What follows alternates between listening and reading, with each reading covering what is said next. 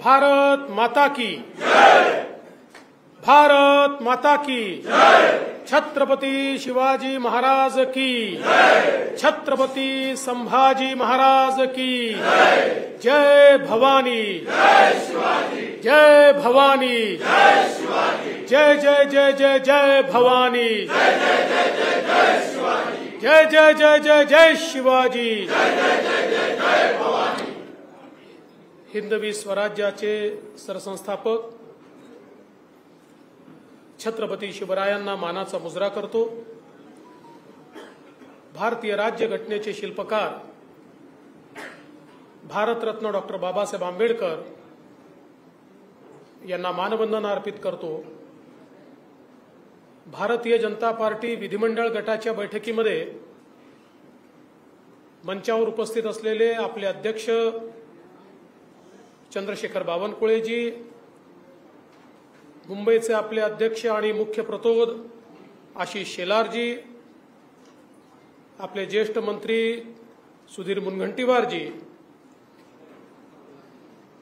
प्रवीण दरेकरजी, रणधीर सावरकरजी आणि या ठिकाणी उपस्थित सर्व ज्येष्ठ आमदार, विधिमंडळ गटातील दोन्ही सभागृहातील आमदार भगिनी आणि बंधूंनो, आज आपल्या विधिमंडळ गटाची ही बैठक निवडणुकीच्या पार्श्वभूमीवर आपण या ठिकाणी आयोजित केली आणि ही बैठक आयोजित करताना एकीकडे आपल्या सगळ्यांच्या मनामध्ये प्रचंड आनंद देखील आहे। कालच देशाच्या इतिहासामध्ये सलग तिसऱ्यांदा प्रधानमंत्री बनणारे, म्हणजे यापूर्वी फक्त जो रेकॉर्ड नेहरूजींच्या नावावर आहे त्याची बरोबरी करणारे, अखिल विश्वामध्ये ज्यांच्या नावाचा डंका वाजतो असे आपल्या सर्वांचे नेते माननीय नरेंद्र मोदीजी यांची एनडीएने एकमताने निवड केली आणि त्यांचं अभिनंदन करण्याकरता आज आपण सगळे या ठिकाणी एकत्रित आलोत। आणि हे खरं आहे की एकीकडे जसा आनंद आपल्याला आहे की देशामध्ये लोकांनी पुन्हा मोदीजींवर आणि एनडीएवर विश्वास दाखवला, त्याचवेळी निश्चितपणे आपल्या मनात ही सल देखील आहे की मोदीजींच्या यशामध्ये सिंहाचा वाटा 14 आणि 19 मध्ये आपला होता, यावेळी तो वाटा आपण उचलू शकलो नाही। आणि म्हणून एकदा पुनरावलोकन व्हावं आणि नव्याने आपल्याला स्ट्रॅटेजी तयार करता यावी, या दृष्टीने देखील आजची बैठक महत्त्वाची आहे। आणि त्यासोबत खरं म्हणजे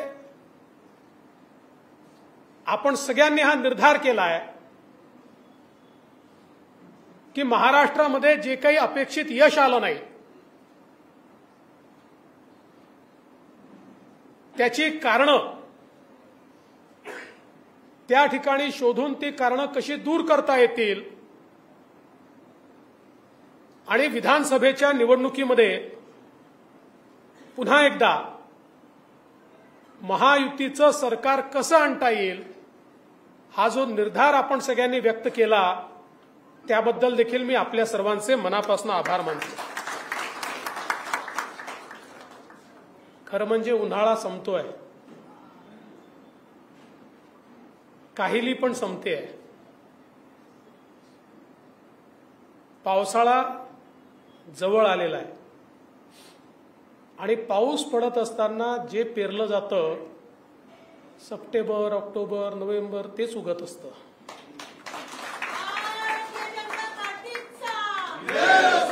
त्यामुळे आता नव्याने पेरण्याची वेळ या ठिकाणी आली आहे. आपण सगळ्यांनी माझ्यावर विश्वास व्यक्त केला, मी आपला आभारी आहे. पण एकच गोष्ट आपल्याला सांगतो, यशाचे बाप अनेक असतात, पण अपयशातही अपयश ताकदीनं अंगावर घ्यायचं असतं, ते पचवायचं असतं आणि नवीन निर्धार करायचा असतो. आणि म्हणून या निवडणुकीमध्ये भारतीय जनता पक्षाचं नेतृत्व मी करत असल्यामुळे मी हे सांगितलं की हो, या अपयशाची जबाबदारी माझी आहे. कारण पक्षाने, आणि मी दोन्ही अध्यक्षांचं अभिनंदन करेन, बावनकुळेजी आणि आशिष शेलारजी, आणि पक्षाच्या कार्यकर्त्यांचं अभिनंदन करेल की आपण सगळ्यांनी अतिशय उत्तम काम या ठिकाणी केलं. केवळ पॉलिटिकल अर्थमॅटिकमध्ये आम्ही कुठेतरी कमी पडलो, आणि मी ते कसं पडलो हे सांगणार आहे. आणि त्याच वेळी मी जेव्हा हे सांगितलं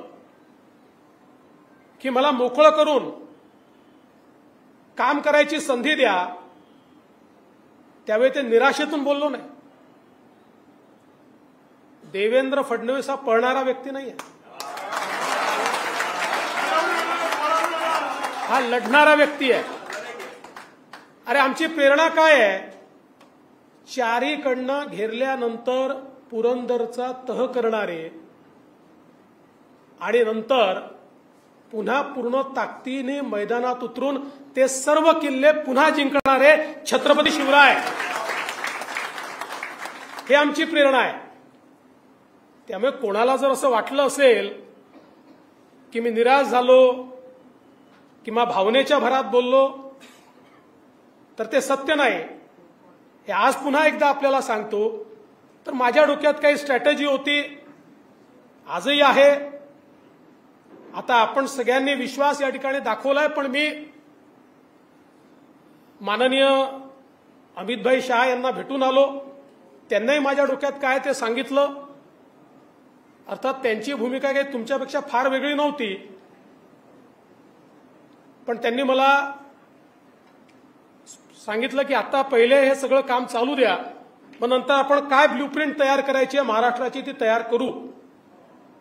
आणि त्यामुळे कुठल्याही परिस्थितीत, म्हणजे याही किंवा त्याही किंवा कुठल्याही परिस्थितीमध्ये एक मिनिट देखील मी शांत बसणार नव्हतो आणि बसणार नाहीये. त्यामुळे आता हे निश्चित सांगतो की आता तर मी काम करतोच आहे आणि ते करणारच आहे. पण हे सगळं आपण जर बघितलं तर ज्याचा मी उल्लेख केला की देशामध्ये ज्या प्रकारे मोदीजींना जनतेने समर्थन दिलं आणि तिसऱ्यांदा एनडीएचं सरकार आलं, आणि त्याच वेळी ओरिसामध्ये आपलं सरकार येणं, आंध्र प्रदेशमध्ये एनडीएचं सरकार येणं, अरुणाचलमध्ये आपलं सरकार येणं, या सगळ्या गोष्टी अतिशय स्पष्टपणे काय सांगतायत हे आपण सगळ्यांनी बघितलं पाहिजे. आणि सगळ्यात महत्वाचं जे काल मोदीजी बोलले, काही लोक विजयाचा नरेटिव्ह तयार करतात. विजयाचा नरेटिव्ह तयार करणाऱ्याची बोलती एकाच वाक्याने बंद झाली की त्यांना 3 निवडणुका मिळून जेवढे सीट मिळाल्या त्यापेक्षा जास्त, म्हणजे 14ला, 19ला आणि 24ला 3 निवडणुका मिळून त्यांना जेवढ्या जागा मिळाल्या त्यापेक्षा जास्त जागा या एकाच निवडणुकीमध्ये देशामध्ये भारतीय जनता पक्षाला मिळाल्या. आणि अख्ख्या इंडिया आघाडीला जेवढ्या जागा मिळाल्या त्यापेक्षा जास्त जागा या भारतीय जनता पक्षाला मिळाल्या. आपण जर महाराष्ट्राचा विचार केला, महाराष्ट्रामध्ये देखील मी ज्याला पॉलिटिकल अर्थमॅटिक म्हटलं ते का महत्वाचं आहे, तर महाराष्ट्रामध्ये महाविकास आघाडीला मिळालेली मतं 43.9%, आणि महायुतीला मिळालेली मतं 43.6%, म्हणजे अर्धा टक्काही नाही, 0.3% एवढी फक्त मतांमधली गॅप आहे. पण त्याचा परिणाम असा आहे की तिकडे 31 आहेत आणि इकडे 17 आहेत. हे पॉलिटिकल अर्थमॅटिक हे आपण या ठिकाणी समजून घेतलं पाहिजे की महाविकास आघाडीला 2,50,00,000 मतं आहेत, आपल्याला 2,48,00,000 मतं आहेत. याचा अर्थ काय आहे तर केवळ 2 लाख मतं त्यांना आपल्यापेक्षा अधिक मिळाले आहेत. पण जागांमध्ये मात्र ट्रान्सलेट होताना ते मोठ्या प्रमाणात झाले आहे. आणि ते का झाले आहेत हे देखील मी आपल्याला सांगणार आहे. मुंबईचा विचार केला तर मुंबईमध्ये त्यांना 24 लाख मतं आहे आणि आपल्याला 26 लाख मतं आहेत. 2 लाख मतं आपल्याला मुंबईमध्ये अधिक आहे, पण त्यांना 4 जागा मिळाल्या आणि आपल्याला 2 जागा मुंबईमध्ये या ठिकाणी मिळालेल्या आहेत. खरं म्हणजे याचं विश्लेषण जर आपण केलं, पहिली गोष्ट आपण केवळ 3 पक्षांशी लढत नव्हतो, आपण एका चौथ्या पक्षाशी लढत होतो आणि तो चौथा पक्ष होता खोटा नरेटिव्ह. ज्या नरेटिव्हला आपल्याला वाटलं या 3 पक्षांना रोखलं तर आपला विजय होईल, पण आपल्या लक्षात आलं नाही की चौथा पक्ष जो यांच्याकरता काम करतो आहे त्याला आपण रोखू शकत नाही किंवा रोखू शकलो नाही किंवा त्याची तयारीच आपण केली नाही. आणि मग आपण सगळ्यांनी बघितलं संविधान बदलणार, संविधान बदलणार, संविधान बदलणार हा विषय इतका खालपर्यंत गेला आणि त्या मनाने आपण त्याला इफेक्टिव्हली काउंटर केलं नाही. त्याचा इफेक्ट जेव्हा आपल्या लक्षात आला तेव्हा चौथी फेरी आली, चौथा टप्पा आला होता. आणि म्हणून तुम्ही बघा पहिल्या 3 टप्प्यांमध्ये 24 जागांमध्ये केवळ 4 जागा आहेत आपल्याला. आपल्या सगळ्या जागा या दुसऱ्या 24 जागांमध्ये आल्या. कारण मग आपण इफेक्टिव्हली आपल्याला लक्षात आलं की हे खोटं बोलतायत पण ते पर्क्युलेट होत आहे. कुठेतरी सामान्य माणसाला असं वाटतंय की खरंच घडेल का बाबा, मग मोदीजी तर येणारच आहे, मग आता आपण थोडं सेफ का राहू नये. अशा प्रकारे विशेषतः दलित समाजामध्ये, आदिवासी समाजामध्ये हा नरेटिव्ह हा मोठ्या प्रमाणात या ठिकाणी तयार झाला. पण एक गोष्ट लक्षात ठेवली पाहिजे की असा जरी नरेटिव्ह तयार झाला तरी हा नरेटिव्ह एखादी निवडणूक चालतो, पुढच्या निवडणुकीत तो चालत नाही. कुठल्याही खोट्या मुद्द्याची ताकद ही एका निवडणुकीपुरतं असते, त्याच्यानंतर त्याची ताकद ही 50, 60, 75% कमी होते आणि आपण ती 100% कमी करू शकतो. या संदर्भात योग्य कारवाई आपण करू. आणि मला विश्वास आहे कालच माननीय मोदीजींनी आणि मागच्याही काळात जेव्हा जेव्हा मोदीजी पंतप्रधान झाले, मोदीजींनी पहिलं काम जर काही केलं असेल तर नेता निवडीच्या आधी संविधानाची पूजा केली आहे. कालही मोदीजींनी संविधानाची पूजा केली आणि मोदीजींनी सांगितलं भारताचं संविधान हे माझ्याकरता सगळ्यात महत्वाचं आहे. आणि आता संविधानाला 75 वर्ष पूर्ण होत आहेत, त्यामुळे पुढचं 1 वर्ष भारताच्या संविधानाचा महोत्सव हा या देशामध्ये निश्चितपणे या ठिकाणी साजरा केला जाणार आहे. हे माननीय मोदीजींनी आपल्याला सांगितलं. दुसरा नरेटिव्ह काय तयार झाला, पक्ष फोडाफोडी वगैरे, त्याच्यावरही पुढे सांगतो, आकडेवारीतनं सांगतो. खरं म्हणजे ते सत्य नाही आहे. उलट जर त्यांच्या यशाचं आपण डिसेक्शन केलं तर त्यांना कुठे मतं मिळाली आणि कुठे नाही मिळाली यातनंच हा नरेटिव्ह किती फोल आहे हे आपल्या लक्षात निश्चितपणे येईल. त्यासोबत विशेषतः मराठवाड्यामध्ये खरं म्हणजे मला अतिशय आश्चर्य वाटलं. नरेटिव्ह तयार केला मराठा समाजात.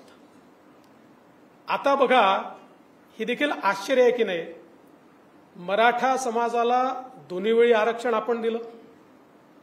मराठा समाजामध्ये त्या ठिकाणी सारथी सारखी संस्था असेल, अण्णासाहेब पाटील आर्थिक विकास महामंडळ असेल, फी सवलतीची योजना असेल, हॉस्टेलची योजना असेल, स्वाधारची योजना असेल, या सगळ्या गोष्टी या आपल्याच काळात झाल्या. आणि असं सांगितलं जातं आपल्याला की मराठा समाजाचा फटका पडला आणि ज्यांनी 1980 पासनं मराठा आरक्षणाला विरोध केला, 80 पासनं ज्यांनी मराठा आरक्षणाला विरोध केला, त्यांच्या पडल्यात मतं गेली, त्यांच्याकडे मतं गेली.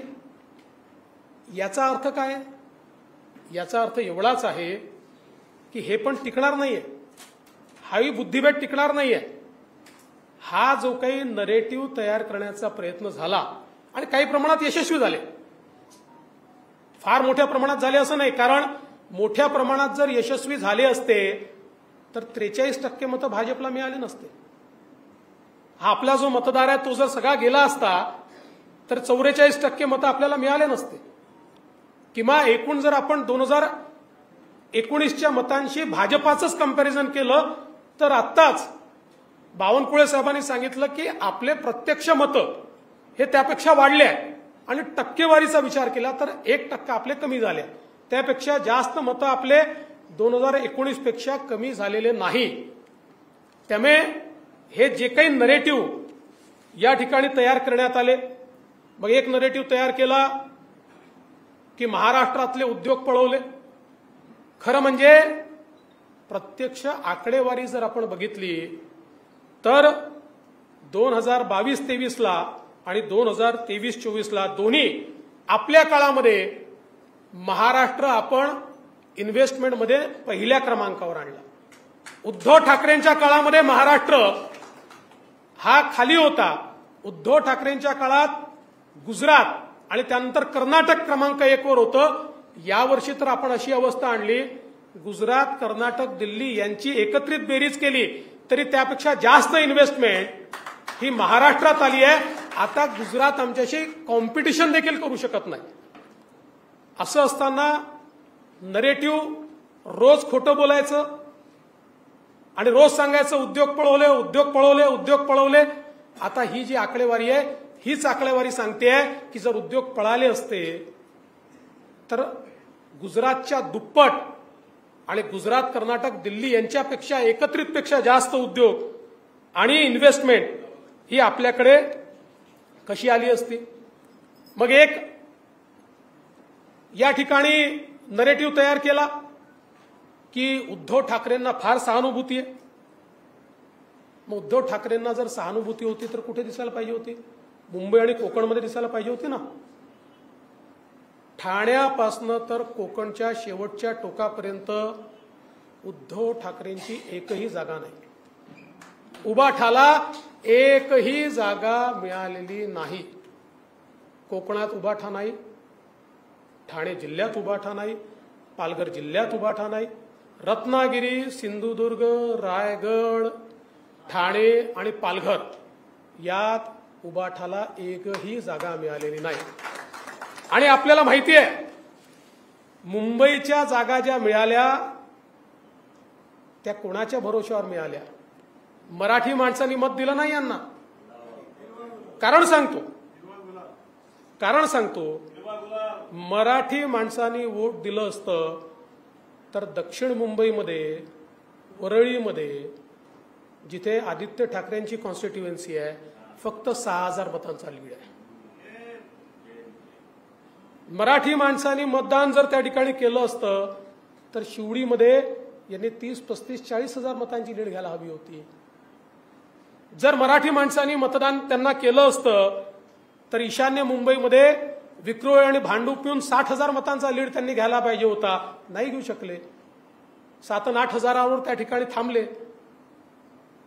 याचा अर्थ मराठी माणूस त्यांच्यासोबत गेला नाही. पॉलिटिकल अर्थमॅटिकमध्ये त्यांनी केवळ एका विशिष्ट समाजाच्या मतांवर, काही जागांवर एखाद्या विधानसभेमध्ये इतकी प्रचंड आघाडी घेतली की त्याच्या आधारावर त्यांना निवडून येता आलं. आणि मगाशी नितेश म्हणाले खरंय, त्यांनी त्याची कबुली पण दिली. कारण खासदार बंडू जाधव म्हणाले की मला मराठा समाज दलित समाजापेक्षा देखील मी निवडून आलो तो मुस्लिम समाजामुळे निवडून आलो. हे त्यांचं वक्तव्य आपण सगळ्यांनी ऐकलंय. त्यामुळे एकूणच जर आपण बघितलं तर मुंबई MMR रिजन किंवा कोकणामध्ये या ठिकाणी उबाठाला लोकांनी हद्दपारच केलाय, हे देखील आपण लक्षात घेतलं पाहिजे. आता आपण बघा, ज्या जागा आपण हारलोय त्या ठिकाणी जी मुंबई मध्य उत्तर जागा होती 1% कमी मतांनी हारलो. ईशान्य मुंबई 3% कमी मतांनी हारलो. अमरावती सारख्या जागा 3% कमी मतांनी हारलो.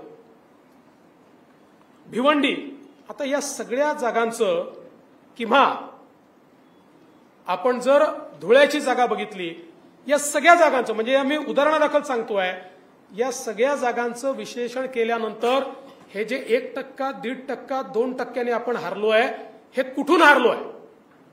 आपला मतदार गेला नाही, ऍडिशनल मतदार आपल्याकडे आलेला आहे, पण हे कुठून हारलो हे आता आपल्या सगळ्यांच्या निश्चितपणे या ठिकाणी लक्षात आलं असेल. त्यामुळे आपल्याला खूप जास्त सांगण्याची आवश्यकता आहे असं मला वाटत नाही. आपण बघितलं धुळ्यासारखी जागा, धुळ्यासारख्या जागेवर मालेगाव मध्यमध्ये 1,94,000चा लीड मिळाला. 1,98,000 मतदान झालं, त्यातले 4,000 मतं आपल्याला आणि 1,94,000 त्यांना. इतर 5 मतदारसंघातनं आपण 1,90,000चं लीड घेतलं आणि 3-4,000 मतांनी ही सीट या ठिकाणी हारलो.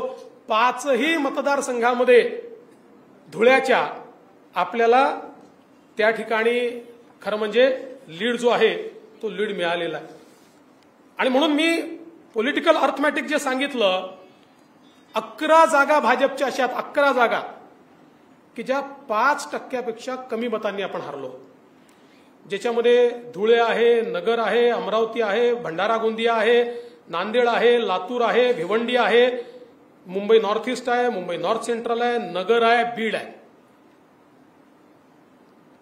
1%, 2%, 3% अशा हारलेल्या 11 जागा आहेत की ज्यामध्ये आपण या ठिकाणी हारलेलो आहोत.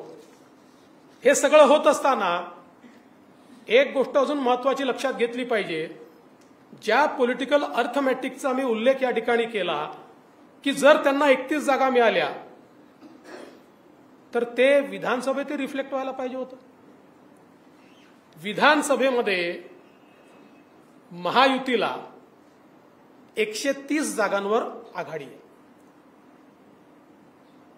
आणि भारतीय जनता पक्षाचा जर विचार केला तर आपल्याला 71 जागांवर आघाडी आहे आणि प्लस 5 आपल्या सोबतचे अण्णांसारखे जे लोक आहेत यांच्या मतदारसंघात जे आपलेच आहेत अशा मतदारसंघांमध्ये म्हणजे 71 आणि 5 76 मतदारसंघांमध्ये आपल्याला आघाडी आहे.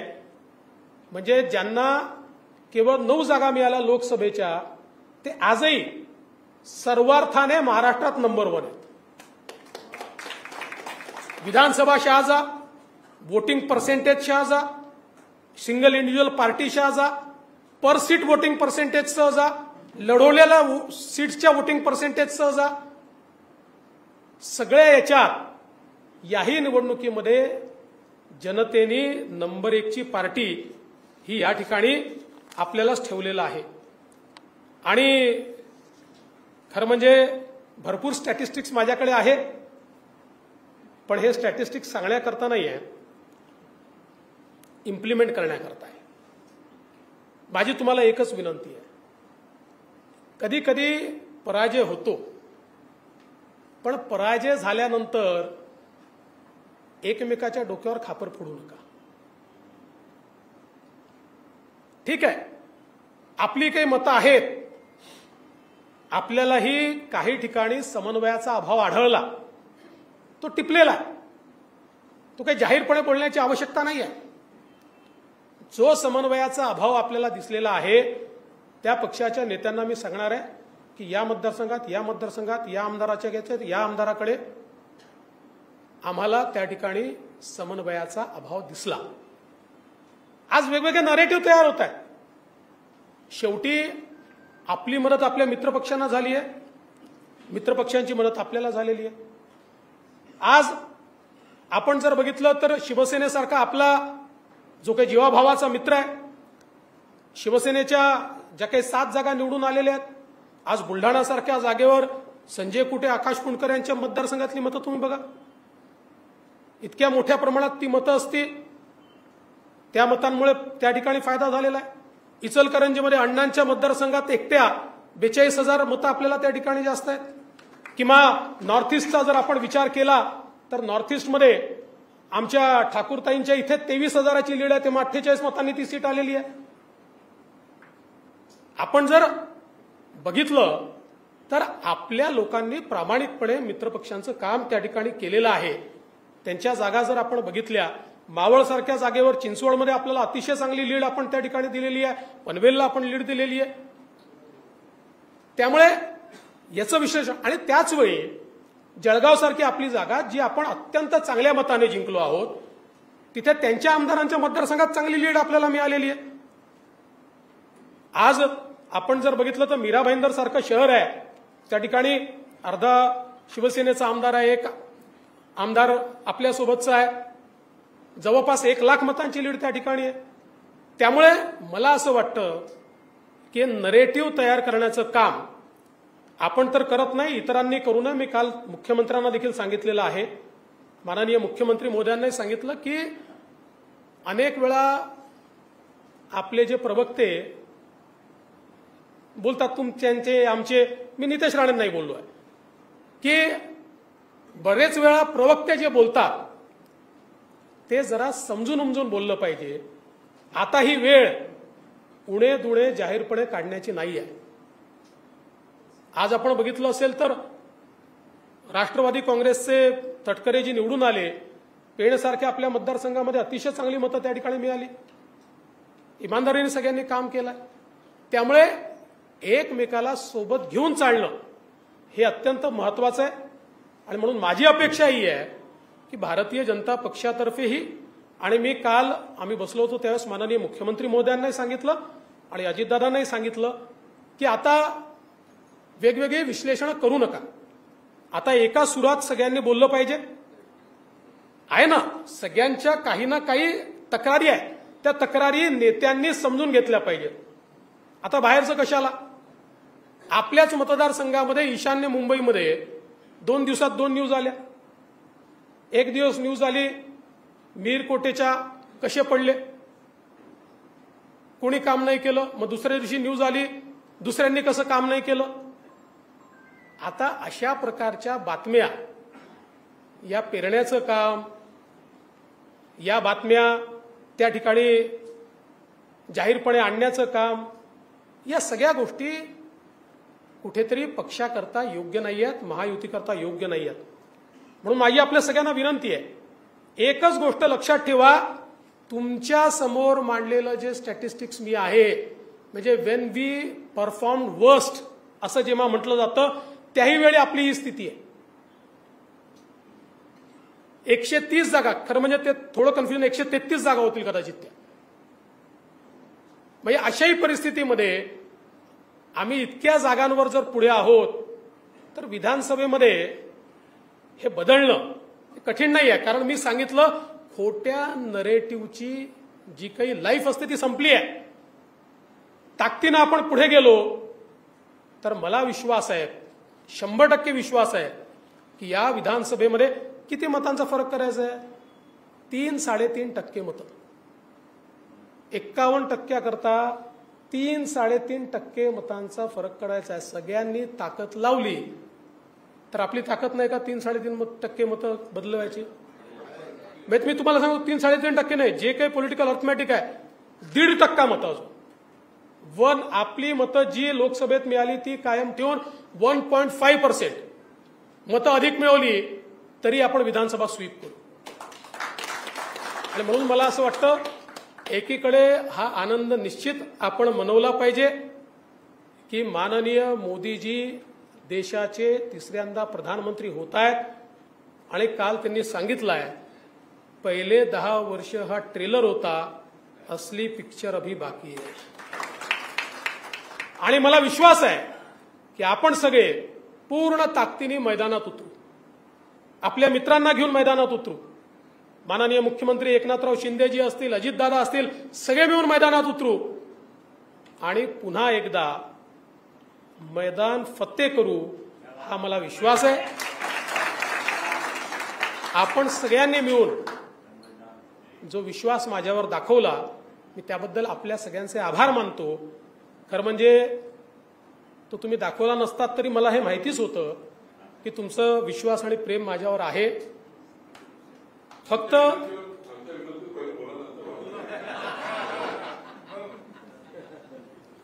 ते सगळं असं आहे की भारतीय जनता पार्टी एक आपली प्रक्रिया आहे, योग्य वेळी योग्य गोष्टी करू. आज मी तुम्हाला एवढं नक्की सांगतो की मी ज्या दिवशी निवडणूक संपली त्याच्या दुसऱ्या दिवशी कामाला लागलेलो आहे आणि आपल्याला कोणी कामापासून थांबवू शकत नाही. पूर्ण ताकदीने पुन्हा एकदा जोपर्यंत या महाराष्ट्रामध्ये महायुतीचा झेंडा रोवत नाही तोपर्यंत मी थांबणार नाही. तुम्ही पण थांबू नका अशी विनंती करतो आणि माझं बोलणं संपवतो. धन्यवाद. जय हिंद, जय महाराष्ट्र.